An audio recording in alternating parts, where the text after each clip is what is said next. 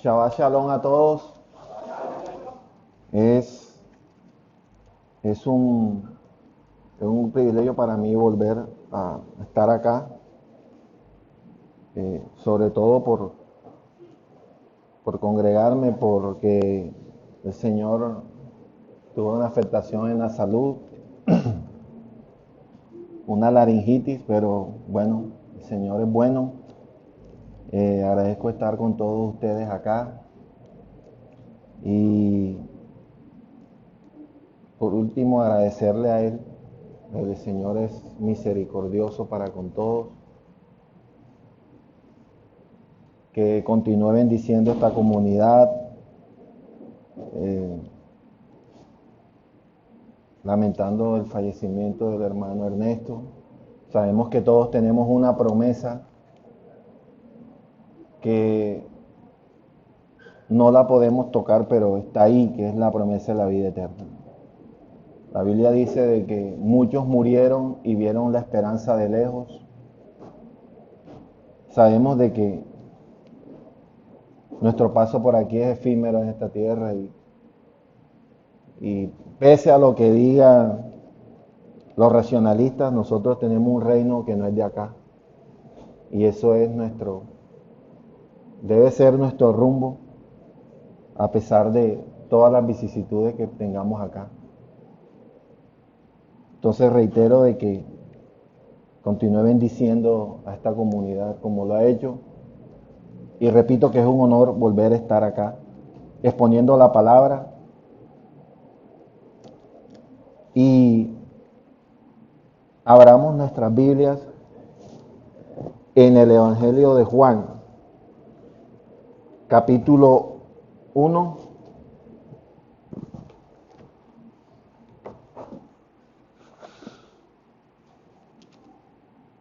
del 11 al 13.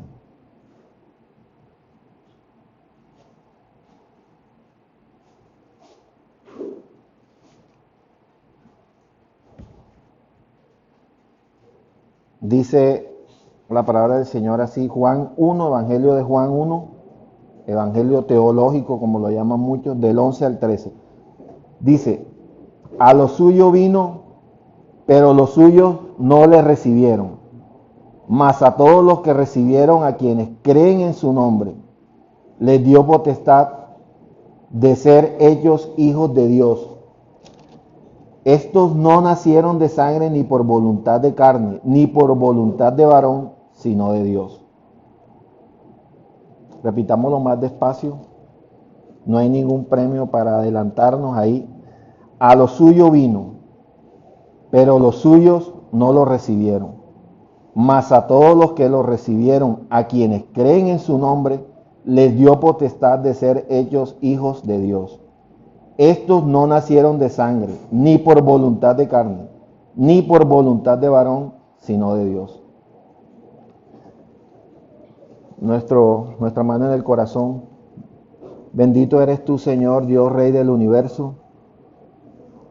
Gracias porque nos has permitido estar aquí en tu presencia, porque tu palabra, le creemos porque tu palabra dice que donde estemos congregados más de 2, 3, tu presencia está ahí. Yo te pido que la unción y la gracia del Espíritu Santo sea aquí. Todas aquellas personas que no pudieron venir por X o Y motivo, bendícelas, que este mensaje que no es mío sino tuyo llegue a todos nosotros, que penetre como esa espada de dos filos que discierne pensamientos y entuertos, corta y nos confronta contigo. No permitas que diga palabra humana, sino que seas tú dirigiendo esto y que salgamos de aquí restaurados en ti aún mucho más. Levanta esta comunidad como un estandarte, un baluarte de que sigamos guardando sigilosamente y celosamente tu palabra. En Cristo Jesús, tu Hijo, te pido todas estas cosas porque sé que nos escuchas. Amén. El título de esta exposición de la palabra le he colocado ¿Quién soy? ¿Quién soy? Había colocado otro título, pero a última hora decidí, ¿quién soy? En el año 2015, más o menos alrededor del mes de marzo, no busqué bien, en Bogotá un hombre llamado Carlos Gaviria increpó a unos policías, y voy a utilizar el término que no me porque nunca lo he entendido. De ahí en adelante se volvió viral la frase, usted no sabe quién soy yo, y en el video él fue el estandarte porque de ahí empezaron a salir cualquier cantidad de gente en estado de ebriedad o en pelea a decir esa frase, usted no sabe quién soy yo. Y él pasa como el pionero en esto. Carlos Gaviria, lo pueden buscar en YouTube, le dice a los policías y lo amenaza que él es el sobrino del expresidente César Gaviria y que además él trabaja en la fiscalía y que iba a utilizar la influencia, está grabado, para trasladarlos a Tumaco en estado de ebriedad. Y de ahí te volvió tan esa frase viral, usted no sabe quién soy yo, que hicieron hasta películas de ahí en adelante. Más adelante iban a llamar al expresidente César Gaviria porque además lo indagatoria, mire lo que trajo esto. Si era cierto, entonces lo estaba acusando de tráfico de influencia. El expresidente César Gaviria dijo, yo no lo conozco, no tengo ningún sobrino que se llame Carlos. También averiguaron de que el señor tampoco trabajaba en ninguna fiscalía. Para los que están en el derecho, saben que esto es una sustitución de identidad y abuso de confianza, entre otras cosas. Fue dictaminado y fue llevado a la cárcel, pero salió. Es decir, ninguna de las cosas que él dijo, quién era él, era. Entonces, él quedó tan entredicho esa persona, pero por paradojas de este país, hoy está lanzado al Senado y ya dice, ya saben quién soy yo. Ese es el eslogan de él, que ya saben quién es él. Me he dado cuenta en las prédicas que las últimas prédicas que se han dictado por nuestro anciano, por Alberto van unidas y es el mismo Espíritu Santo. Nos hablan tocan temas de identidad de nosotros como creyentes. Va concomitante una con otra.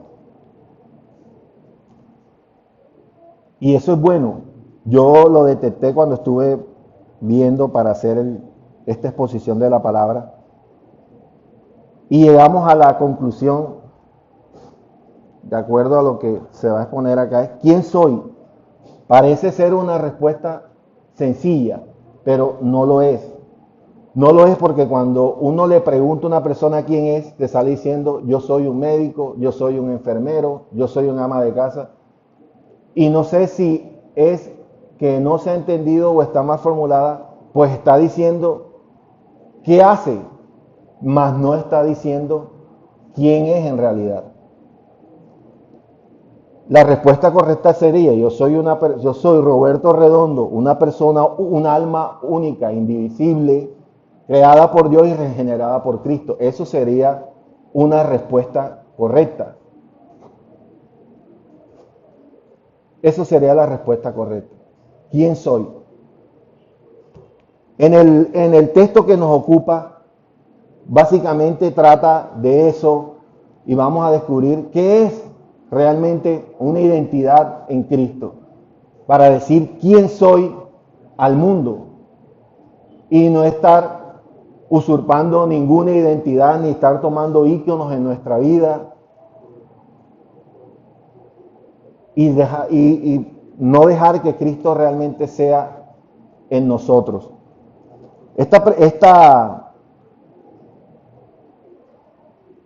Estos versículos radican en tener un conocimiento, pero no un conocimiento enciclopédico, ni un conocimiento escritural necesariamente, ni ser un doctorado en teología. El conocimiento de que se habla aquí es tener una relación íntima con la persona. De eso se trata, tener una identidad. Una de las personas para mí más influyentes del mundo, no porque lo tenga en vilo para una guerra mundial, porque desde hace años, aclaro, no es mi ídolo. El Señor me quitó las cadenas hace más de 20 años con respecto a eso. Solamente estoy diciendo que es la persona más influyente del mundo. Igual es un poder que el Señor le ha dado. Por encima del presidente de los Estados Unidos, se llama Putin Vladimir. Para mí es la persona más influyente que hay. No, repito, no lo admiro, simplemente es la persona más influyente que debido al poder que Dios le ha dado, le ha permitido, es la persona más influyente. Y repito, no porque lo tenga en vilo. Y hago este parangón por lo siguiente, es como ir yo al Kremlin, donde él reposa en la Plaza Roja, y llegar y tocar y decirle, a los soldados del pretorio, decirle, déjeme entrar porque yo conozco a Vladimir Putin. Y Putin se asoma y dice, yo no lo conozco.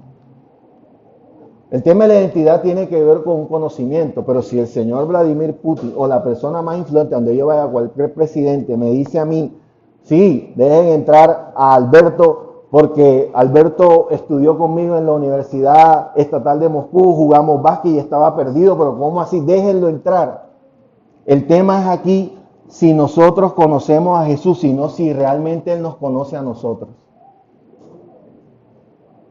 Y lo digo porque hay una sentencia que hay que temblar en eso, en el libro de Mateo 7, 8, no recuerdo ahora mismo, que dice que muchos van a llegar a decir de que sacaron en su nombre demonios y Él dice, no los conocí. Y muchas interpretaciones dicen que es que eran personas incrédulas, no. Si usted lee el contexto, eran personas que militaban dentro de esa con Él y que predicaban, entre comillas, el reino de los cielos. No eran personas dentro de sí. Entonces, el problema aquí es de conocer. Realmente nosotros hablamos de Él y lo conocemos sus fiestas, pero realmente Jesús nos conoce a nosotros. Cuando uno porta una tarjeta de identidad o una cédula, es porque tú no tienes necesidad de hablar. La cédula te dice de qué país perteneces, tu edad, un número que no lo tiene nadie y es tu identificación. En las cosas celestiales es igual. Vamos a tener, Apocalipsis nos dice que vamos a tener una piedra con un nombre que es único. Dios me ayude para desarrollar bien este tema, porque son 9 puntos que vamos a tratar. No voy a tratar de demostrar nada. La persona que expone la palabra no tiene por qué demostrar. Yo no voy a demostrar nada. Esto da por sentado la verdad. Yo voy simplemente a decir lo que se dice aquí. No entré para debatir ni decir, esta es la razón. Voy a exponer la palabra que para mí es la verdad absoluta. Es la palabra que nos reveló en el monte y que se hizo la Torá viviente en Jesús. Vamos a utilizar muchos argumentos jurídicos que utilizó Pablo y sea el Señor ayudándonos en esto. Lo primero que uno nota en el texto es, disculpe, la forma que tienen de escribir los hebreos es fácil. El idioma hebreo tiene 300 inflexiones verbales, el idioma español tiene 3000. Es más fácil estudiar hebreo que estudiar español. Cuando un hebreo quiere enfatizar en algo, inclusive los de ahora, te repiten lo mismo. Cuando Jesús tomó a Pedro y le preguntó, ahora a veces simplemente porque el autor escribe así, cuando quiere enfatizar algo, él lo repite y lo repite y lo repite. Inclusive, vamos a ver te bendice con gran bendición, que lo vamos a encontrar, te quiere enfatizar algo. Aquí en este texto, en el versículo 12 dice, a todos los que lo recibieron y quienes creen en su nombre. Aquí la palabra que lo reciben y creer es lo mismo, es recibir a Jesús en tu corazón, militar con Él. Es confiar en Él como el Salvador, el que te rescató a ti y a mí de ese lodo cenagoso y conducirá nuestra vida a una cita que es ineludible. O tú vas a Él o Él viene a ti. Pero alguna de las dos es. Esa es la única verdad que hay. No me meto en temas apocalípticos de que vamos a pasar a la tribulación. Solamente sé de que o vamos a Él en algún momento o Él va a regresar. Nos coge aquí, como sea. Y una de las características que tiene la Escritura es que la Biblia, para que sepamos, no tiene muchos adjetivos. ¿Por qué no tiene muchos adjetivos? Nosotros cogemos un escritor normal y le coloca, como Lázaro, no utiliza ningún adjetivo, no tiene la intención de convencerte, simplemente narra un hecho, no pone grandemente se levantó, asombrosamente, no utiliza eso. Entonces, no veo la necesidad, nosotros predicamos la verdad que está aquí y el Espíritu Santo que tenga el poder para convencer a cada uno. De eso se trata básicamente esto. El primer punto es que existe una verdad declarada. Para los que dan en derecho, una verdad declarada es esta que tenemos, esta es nuestra verdad. El texto más claro que existe de que somos hijos de Dios es este texto que estamos leyendo, que todos lo recibimos en su nombre y lo creemos en Él, que no nacimos de sangre, es decir, no nacimos por un impulso sexual, no nacimos por una planificación que hizo, sino que fuimos paridos del cielo, que es el gran misterio. ¿Cómo sucede? No lo sé. El que más se acercó a esa verdad fue una noche que fue un maestro de la palabra llamado Nicodemo y le enseñó cómo se nace. En el judaísmo tenían 7 tipos de nacimiento. Primero el destete de ver a rey, en algunos se cumplían, otros no. Esta es una verdad declarada, está escrita. 2, hay una verdad de testimonio. Los que están en el derecho dicen, bueno, tú declaraste esto, pero ahora entras a la etapa probatoria. ¿Cuál es el testimonio que dice la Escritura? Está en Romanos 8:16.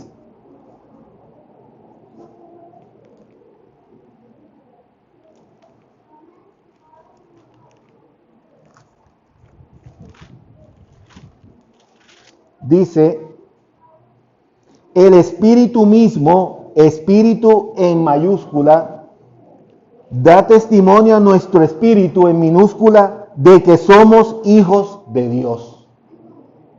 Aparte de que tú lo creíste, lo recibiste, debe haber un testimonio en nosotros de que el Espíritu en mayúscula, que es el Espíritu Santo, debe estar en nosotros. Debe haber una regeneración en nosotros.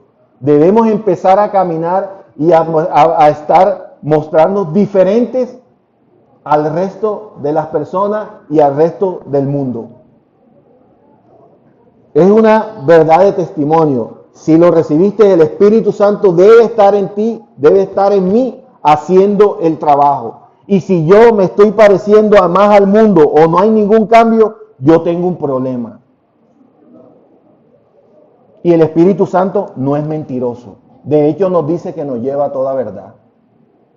Si antes me gustaba vivir tomando licor y paso por la esquina, tómate una cerveza y no porque esté haciendo un esfuerzo, es porque no me interesa, no me da placer. Antes vivía en adulterio y fornicación, vamos a las discotecas, esas invitaciones, no, pero estás haciendo esfuerzo, no, yo estoy regenerado por la sangre de Cristo. El Espíritu Santo da testimonio en nosotros de que hay un cambio en nuestras vidas. Eso es una prueba fehaciente de que lo hemos recibido. Vuelvo y repito, si decimos que lo hemos recibido y continuamos practicando el pecado que antes me agobiaba, estoy contradiciendo las Escrituras porque dice que aparte de que me salva, Él me quita el pecado que me agobiaba. Pero es decir que no pecamos. No, la Biblia dice que nosotros pecamos. Lo único es que una persona regenerada no vivimos en la práctica continua del pecado. ¿Quiénes han pecado en esta última semana? ¿Quiénes han pecado ayer? No sigo preguntando porque me quedaré alzada la mano hasta hace una hora. La vida en santidad no es una vida hedonista de una aureola. Una vida en santidad es llegar a un arrepentimiento y continuar una transformación en nuestra vida. Lo que antes me deleitaba en el pecado, ahora lo debo aborrecer.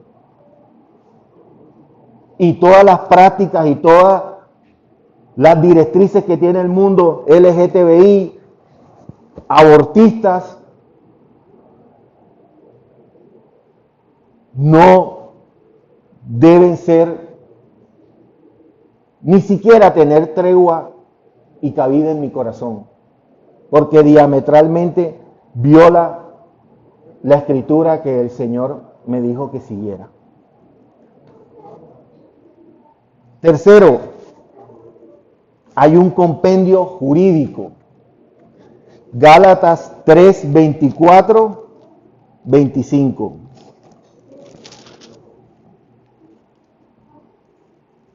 De manera que la ley ha sido nuestro guía. En algunas traducciones dice ayo, para llevarnos a Cristo, a fin de que fuéramos justificados por la fe. Pero ahora que ha venido la fe, ya no estamos bajo un guía. Repito en el original, de manera que la ley ha sido nuestro ayo para llevarnos a Cristo, a fin de que fuéramos justificados por la fe, pero ahora que ha venido la fe, ya no estamos bajo el ayo.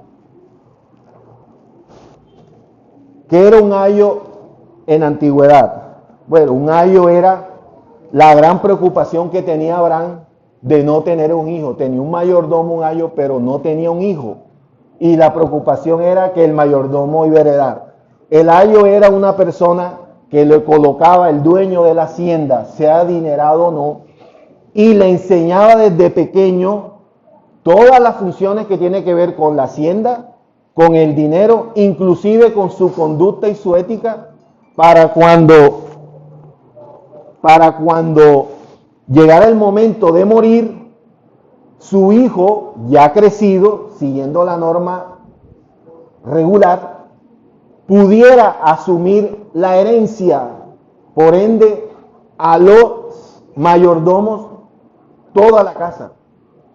Ese era un ayo, esa era la función de él hasta ahí. El ayo no heredaba.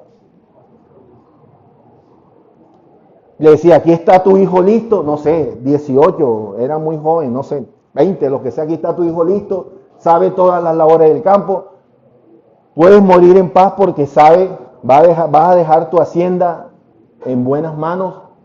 Esa era la labor del ayo.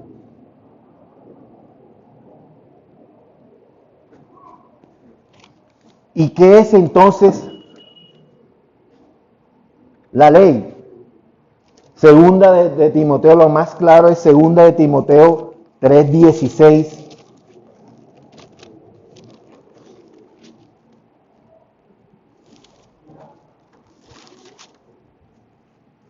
Dice, toda escritura es inspirada por Dios y útil para enseñar, redarguir, corregir y para instruir en justicia.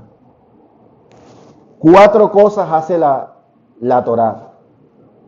Aquí le está dando Pablo las últimas indicaciones a Timoteo porque ya le iban a decapitar en el 66, ya él sabía que iba a morir, ¿no?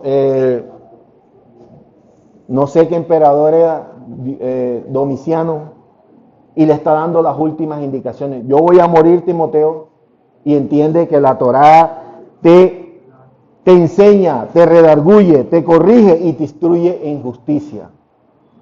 En ningún momento la Torá justifica, ni salva, ni regenera. Lo único que te hace la Torá es como el ayo, es llevarte a Jesucristo y confrontarte con Él y saber, primero, de que eres pecador. Dos, que no podemos salvarnos por nosotros mismos. Y tres, que hay una persona que nos salva.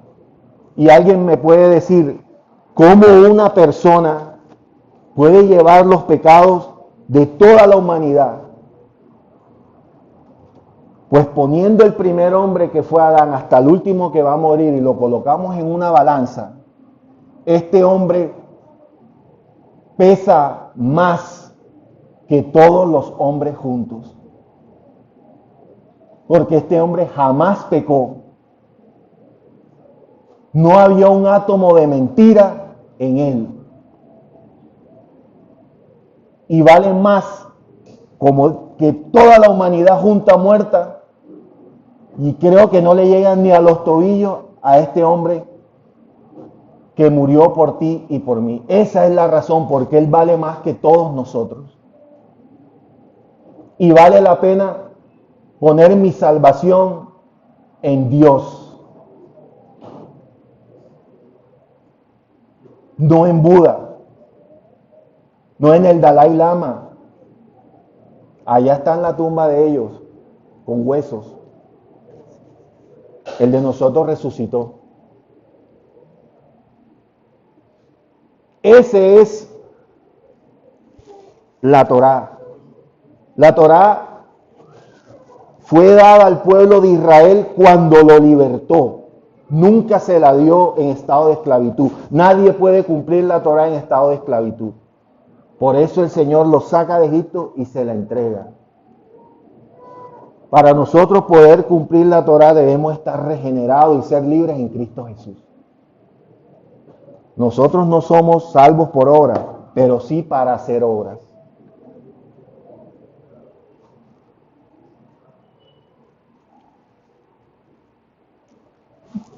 Juan 3:16, ese es uno de los más hermosos que debemos sabernos hasta de memoria. De tal manera amó Dios al mundo que ha dado su unigénito para que todo aquel que cree no se pierda, sino que tenga vida eterna. Otra declaración. ¿Qué es lo importante y lo que llama la atención? Su Hijo unigénito. Es decir, uno nada más, Dios engendró uno.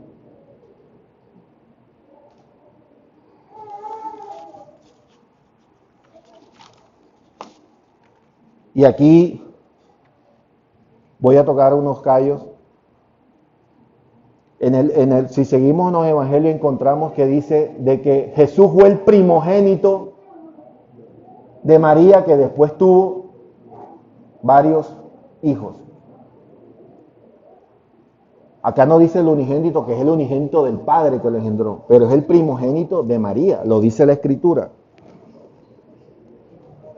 Nosotros, por lo menos yo emulo a María, pero María tiene la tumba ahí. También necesita que la resuciten. Y María tuvo otros hijos, no sé qué tiene de malo eso si ella tuvo otros hijos. No, que la Virgen María, pero primero no es virgen, porque los que son médicos saben de que apenas sale el niño, pues hay un rompimiento y ya. Y además tuvo otros hijos, pero no tiene nada de malo, al contrario, tener hijos es una bendición. Y tampoco me imagino a María con una minifalda en la discoteca de Galilea, ni de Jerusalén, Yo no me lo imagino así tampoco. Es una persona que vive en una santidad, que demandaba una santidad. Pero repito, también merece ser rescatada por Jesús. Y el Padre Nuestro nos lo dice. Padre Nuestro no menciona por ningún lado a María. El Padre tenía uno solo. Y era como si tuviera una semilla y el Padre le tocó tomar una determinación. O me quedo con la semilla o muere, o la tiro a la tierra y deja muchos frutos. Juan 12, 23, 24.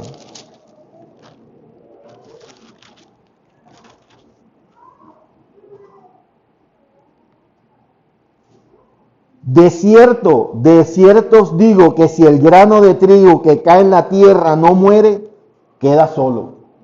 Pero si muere, lleva mucho fruto. Está hablando de la muerte de él.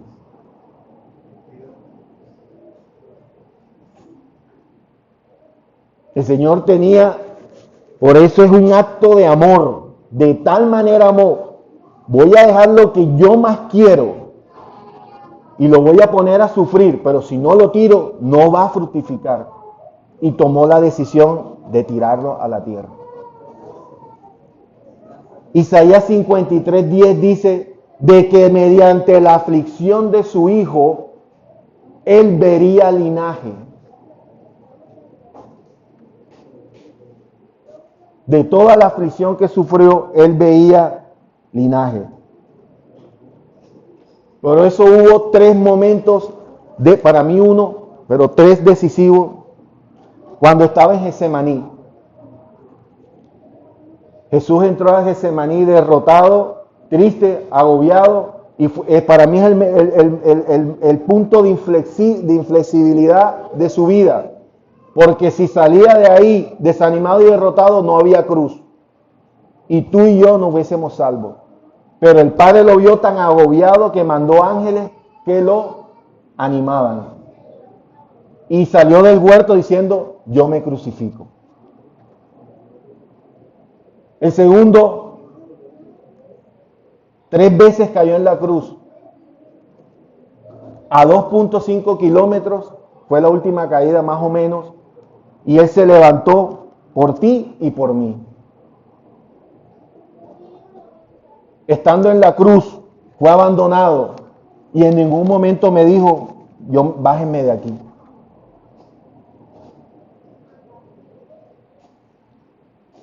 Latigado con un azote de cuerda llamado el escorpión que hacía una sola llaga. El que azotaba sabía, le daba muy arriba, le podía partir la columna, no podía cargar la cruz. Si le daba muy abajo, le reventaba los riñones y lo mataba. El que era torturador sabía su oficio. Condenado como un criminal, porque están las actas que encontraron y las datearon, un criminal por sedición, amarrado con una cuerda por todos los que iban para evitar que se escaparan. Todo el oprobio que él recibió y como muchos nos quedamos como un pedazo de piedra y no reaccionar ante tan gran, inmenso acto de amor.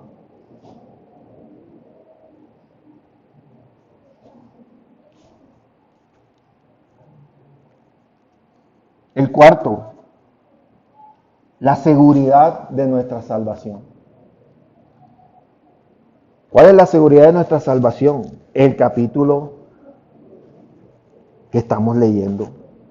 Esa es nuestra seguridad de nuestra salvación.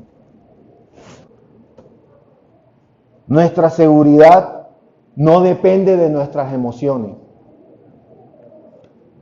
Lo digo, a veces me siento que no soy padre, me levanto, pero yo soy papá. Tú puedes decir, yo soy ex trabajador de tal, pero tú ves a un hijo y tú no puedes decir, es mi ex hijo. Pero me redarguyo y digo, yo soy papá porque sé que soy papá. Nuestra salvación no depende de nuestras emociones. Está declarada aquí y debemos orar para que esto haga parte de nuestro ADN en nuestra vida. Yo mismo he flaqueado, pero hay que redarguirse. Y digo que no depende de las emociones. Y es difícil cuando no tener trabajo, difícil bajo una enfermedad, porque una enfermedad produce tristeza y produce dolor. Difícil a veces no tener que comer y repetir esto. Pero el Espíritu Santo mismo nos redarguye. Dice la palabra en Isaías 48, séquese la hierba, marchítese la flor, pero la palabra de Dios siempre va a permanecer. Esta palabra jamás va a desaparecer. Y siempre tendrá un efecto para todo aquel que lo recibimos y creímos en él.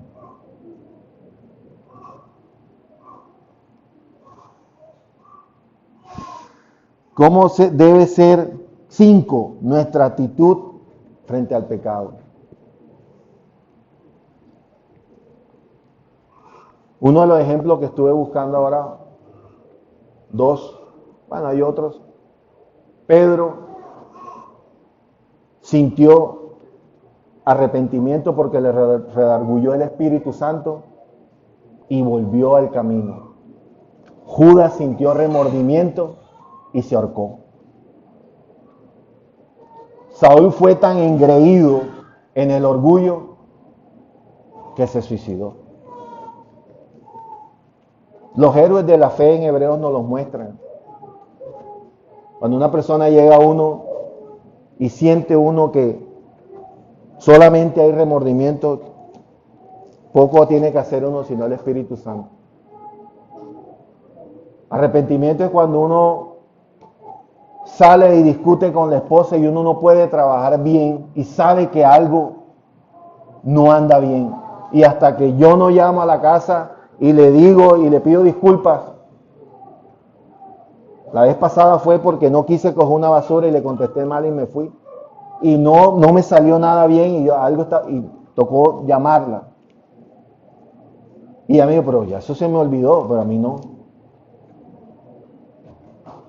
Uno sabe, el Espíritu Santo nos dice cuando estamos actuando mal. Ese es el testimonio de nosotros. Algo malo está pasando, como dice Pablo, de que se ha pecado tanto que ya la mente está cauterizada. Y esa voz que antes te decía fuerte, te está equivocando, se empieza a apagar, y se empieza a apagar, y se empieza a apagar. Agarrémonos de redarguirnos con el Señor en lo que hemos pecado, porque Él es fiel y justo para perdonar. Fiel y justo. 6. Está claramente explicado. Está claramente explicado. Una de las características de Juan 1:13 dice, estos no nacieron de sangre ni por voluntad de carne ni voluntad de varón, sino de Dios. En el original griego dice sangres, porque está refiriéndose a la unión sexual de un hombre con una mujer. No obedece a otra cosa, como les dije, sino a eso. Es la unión de nuestro cuerpo con el Espíritu Santo el que produce ese cambio. Pero entonces, me podría decir una persona, yo que no he creído, no he sentido eso, pienso que Jesús existió por un proceso histórico, o otra vez no sé, ¿qué queda para mí? Bueno, lo que le voy a decir, no peleé conmigo, peleé con Pablo, con Jesús, y lo encontré aquí, precisamente la más clara explicación en este manual de guerra es Murphy. ¿Cómo se describen las personas que no inconversos o que no han aceptado a Jesús. 1. Hijos del diablo. Mateo 13, 37, 39, Juan 8, 44, Primera de Juan 3, 3, 10. 2. Están en el reino de Satanás. Colosenses 1, 12 y 14. 3. Están atados por el diablo. Hechos 26, 18.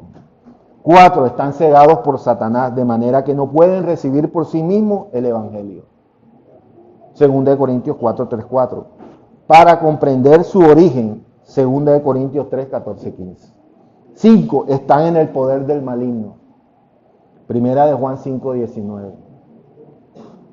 En sus garras y bajo su dominio, dormidos en los brazos de Satanás. 6. Son propiedad del diablo. Mateo 22, 22, 29. 7. Se hayan esclavizado a un sistema mundial controlado por Satanás. Juan 12, 31, 14, 30, 16, 11 y 1 de Juan 5, 19. 8. Están entregados al príncipe de la potestad del aire. Su vida es activada por el poder sobrenatural para hacer el mal. Efesios 2, 2. 9. Hijos de desobediencia. 10. Hijos de la ira. Efesios 2, 2, 3. Y Colosenses 3, 6.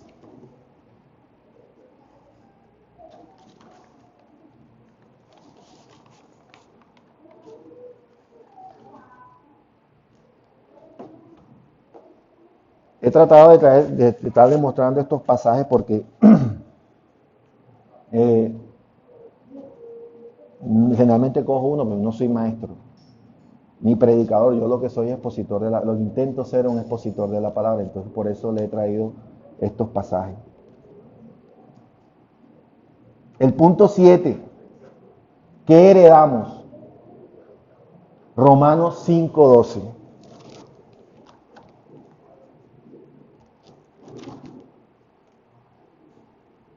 Por tanto, como el pecado entró en el mundo por un hombre y por el pecado la muerte, así la muerte pasó a todos los hombres por cuanto todos pecaron. Y una de las preguntas que nos hacen, ¿y eso me es justo de que Adán haya pecado y yo qué tengo que ver ahí? Solamente hubo 2 hombres en la historia que enfrentaron la tentación en santidad. Nada más. Adán y Jesús. No ha habido otro hombre en santidad, en plena santidad 100%. El primero decidió por su libre albedrío pecar. El segundo, cada vez, por eso Satanás le decía, si eres hijo de Dios, si eres hijo de Dios, si eres hijo de Dios. Si nosotros seguimos viviendo sin aceptar a Jesucristo, ojo con esto, nuestro representante va a ser Adán. Pero si nosotros decidimos entrar al redil con el Señor, nuestro representante es Jesús. Y al momento de que nosotros aceptamos a Jesús, el ADN de Él pasa a nosotros. Ya no somos hijos de Adán. Nuestra salvación está en las mejores manos. Ya no somos hijos de Adán. Si seguimos viviendo sin aceptar, nuestro representante es Adán. Si decidimos entrar en la santificación con el Señor, nuestro representante es Jesús. Bueno, y entonces, ¿cuál es el carácter? Ese ADN que nosotros recibimos. Gálatas 5, 22 y 23 al 23. Pero el fruto del Espíritu, el Espíritu con mayúscula, es amor, gozo, paciencia, benignidad, bondad, fe, mansedumbre, templanza. Contra tales cosas no hay ley.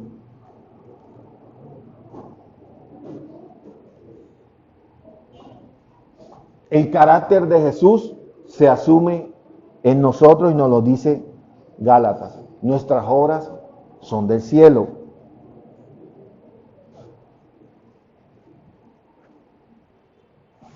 Ocho. ¿Qué debemos hacer para heredar? Nada. Voy a poner un ejemplo. Unas personas aquí que más tienen dinero, ¿qué? Los Geliski. Es como si yo trabajara en el Geliski, la familia Geliski les limpiara las botas todos los días y los zapatos 24/7 por 50 años. Yo no voy a heredar nada. Pero el hijo que se levanta a las 12 del día y se va de juerga y se va de rumba y llega a las 3 de la mañana, él sí va a heredar. Porque él es hijo de Geliski. A lo máximo me darán a mí una liquidación. Pero es que yo laboré 24/7 limpiándote el jardín. Yo laboré los zapatos. Yo, mejor dicho, ni tu hijo se preocupaba por la hermana, porque yo le iba a buscar el colegio. Yo andaba agobiado por venir a... Tú no heredas, porque no eres mi hijo. Y ojo, para esas personas que somos incrédulas, pueden hacer 50,000 Padres Nuestros que el Señor no las va a escuchar.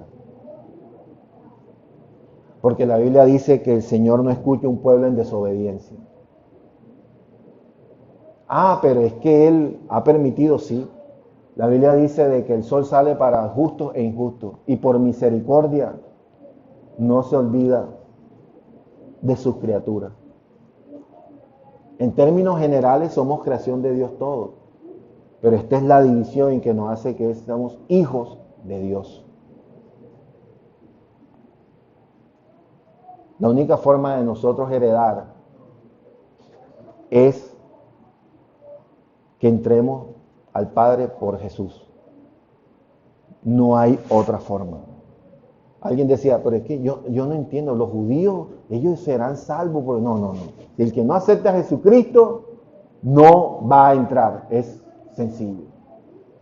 No sé cómo hará ese trato o lo que sea. Dice que lo que se hereda no se hurta. Por eso era incoherente lo que el rico le pedía a Jesús. ¿Qué hago yo para heredar? Pues nada. Vende. ¿Qué hago? No hacemos nada. No hacemos nada para heredar.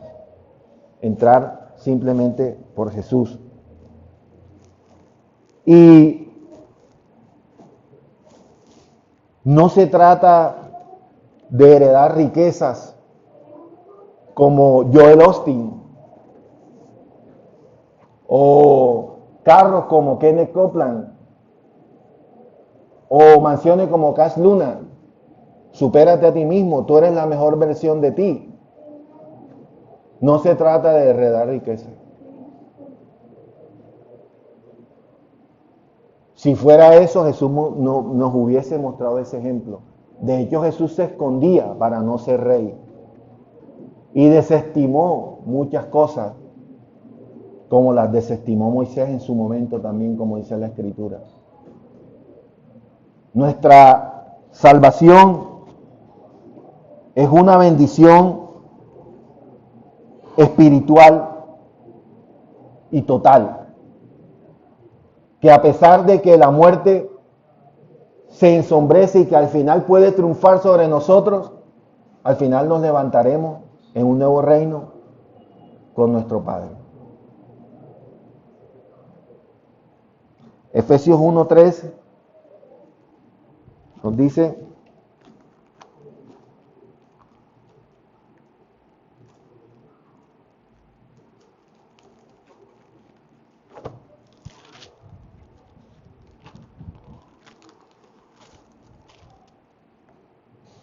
bendito sea el Dios y Padre de nuestro Señor Jesucristo, que nos bendijo con toda bendición espiritual en los lugares celestiales en Cristo.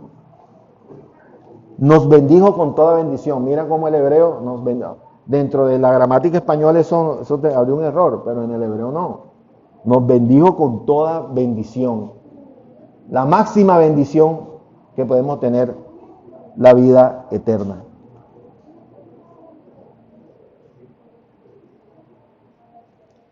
Y 9, la buena noticia. La buena noticia la tenemos en Hebreos 9:17.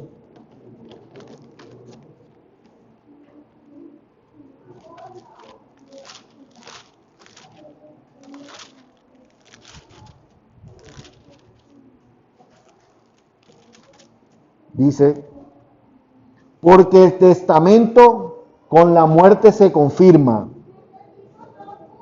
pues no es válido entre tanto que el testador vive. Para que este testamento quedara validado tenía que morir el testador.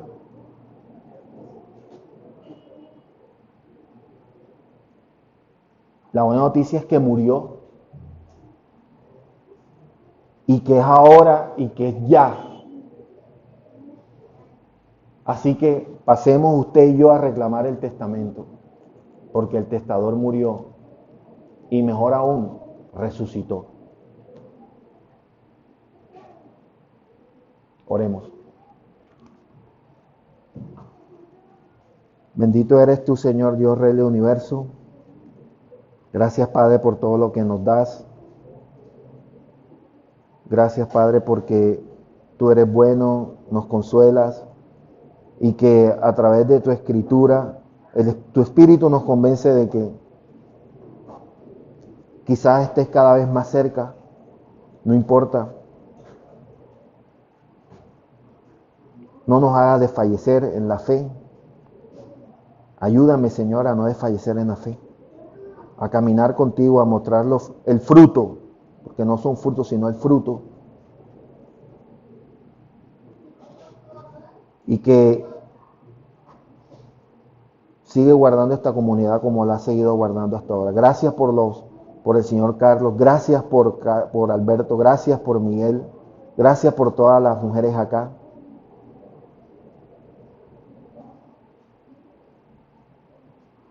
Por el músico, por Armando, por todos aquellos, Señor, que de una u otra forma contribuyen a esta comunidad.